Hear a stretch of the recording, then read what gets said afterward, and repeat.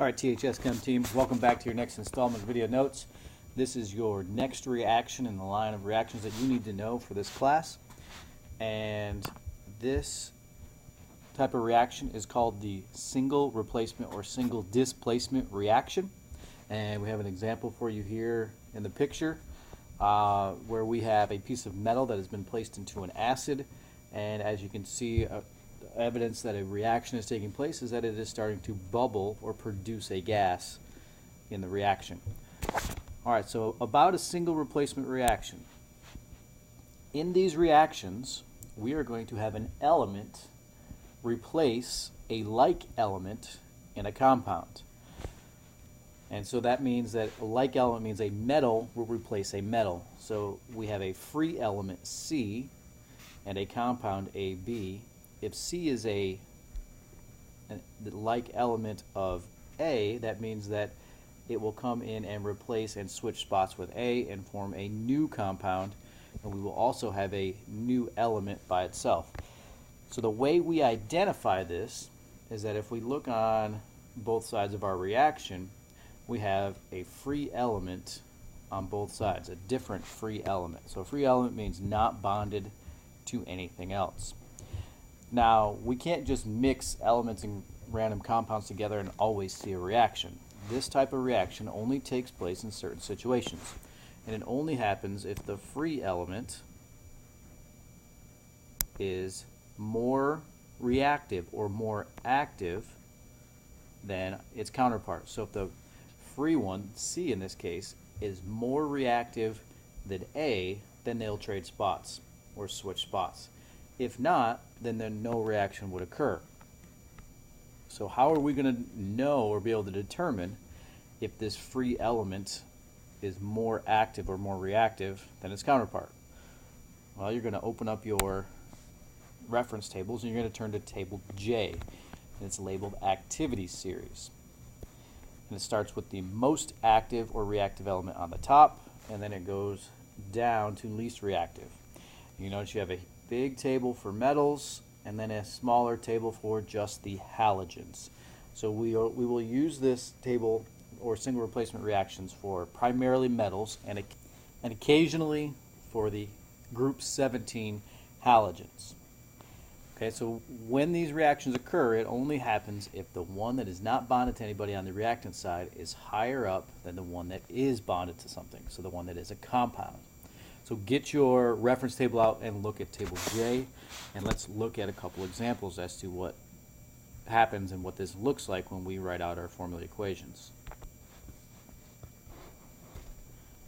Okay, the first example, we have lithium metal in the elemental state, so free state, reacting with copper 2 sulfate. So this is our compound and we have a free element. So that's our clue to tell us that this is a single replacement reaction. Alright, so the first thing before we even think about trying to figure out what's going to happen here is we have to look at the activity series. And in order for this reaction to take place, lithium has to be higher than its like counterpart in this compound. Since lithium is a metal, we're looking for a metal in copper sulfate, and our metal is copper. So we have to look and make sure that lithium is higher than Cu in table J. So let's go take a look. So I find lithium, which is right here, and let's scroll down, even though it's all the way on the top, just to double check, copper is way down here. So what that tells me is that my free element, lithium, is definitely more active than the combined element of copper. So in this case, this reaction will take place, and what happens is that lithium comes over here, and copper is going to come over here, so they're going to switch spots. So write out the ions you know that are coming together. So we know that we're going to have lithium and sulfate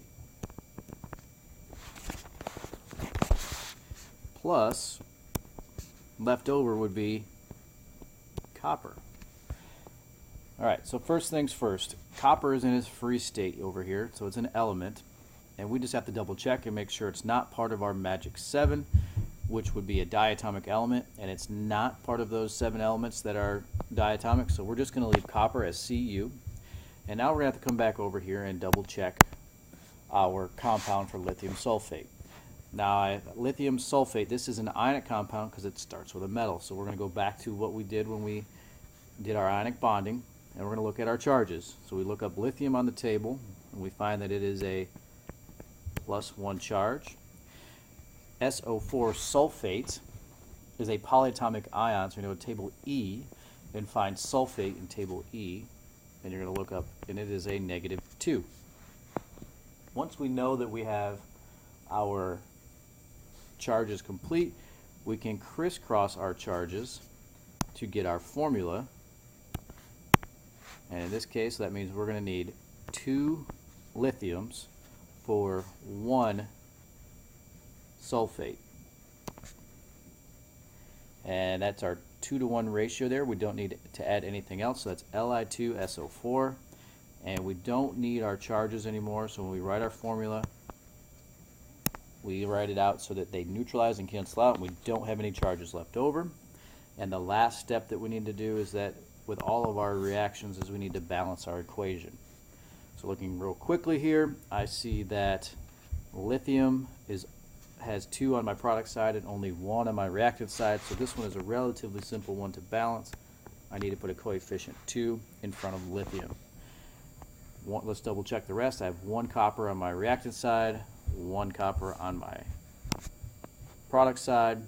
I have 1 SO4 sulfate group on my reactant side and 1 SO4 sulfate group on my product side. So this one is done with just adding the coefficient of 2 in front of lithium.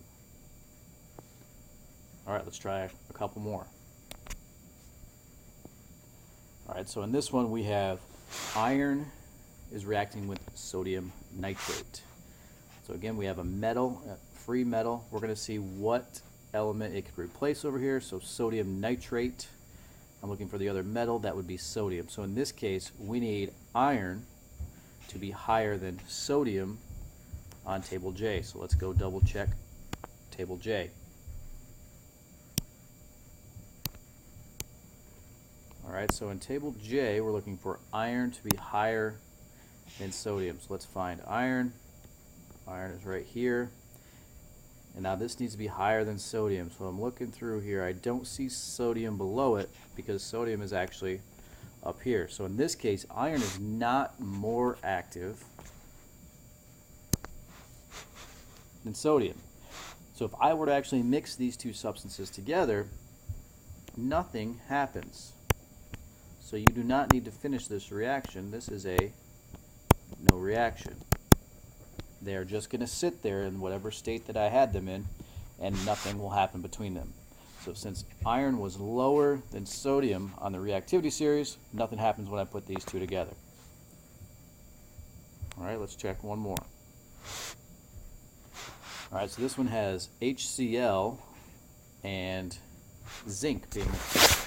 Now it doesn't matter if your free element is first or second, as long as they are on the same side of your arrow.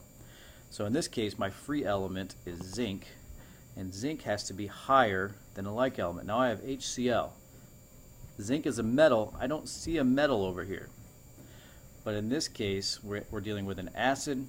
We're going to look at our table, and our table J is actually set up to look for this. When you see a metal and then a compound that starts with an H, you're going to look on table J for H2. So you see H2 is down here, and we know that we need zinc to be higher than this H2. So whenever you have a compound that starts with an H in a single replacement reaction, you're going to look for the H2 when you think about replacing it. So we're looking for zinc, and zinc is up here. Zinc is higher than the H2, so that tells us that this reaction will take place. So in this case, zinc is going to come on over here and switch spots and bond with chloride, and hydrogen is going to come over here and be all by itself. So that means we know that zinc is now going to be bonded to chlorine, and we're going to be left with hydrogen. Okay, so we know our free element over here is hydrogen, and whenever you have a free element, always double check and make sure that it's not a diatomic element. In this case, hydrogen is one of our diatomics, so that means we got to put a 2 with it, put the subscript 2 because it comes in pairs, and that's why it's written as H2 in the table J when we're looking at the activity series. So that's set.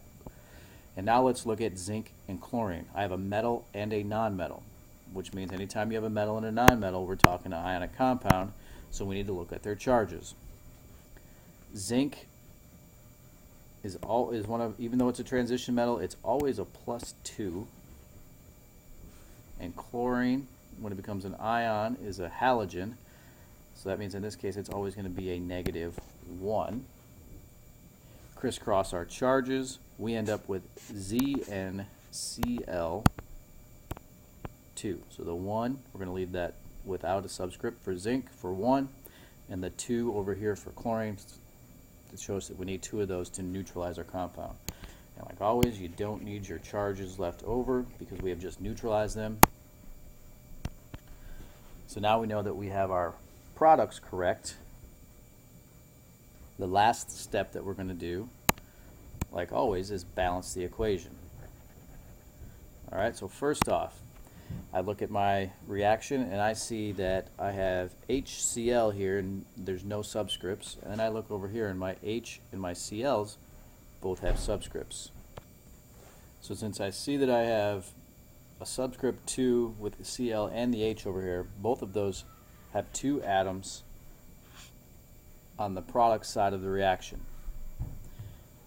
My reactant side, I do not see a subscript, so that's telling me I have 1 of each. So I'm going to put a coefficient of 2 in front of HCl to give me 2 hydrogens and 2 chlorines, which means the last thing to double check is my zinc.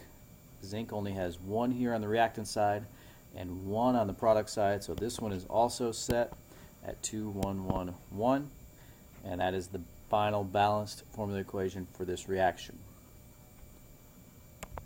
Okay, so here are 3 examples that I would like you to try and finish all the way through to the correct products and balancing. They are all single replacement reactions, so start off by double checking and making sure that your free element is higher than your combined element, and then it would replace it.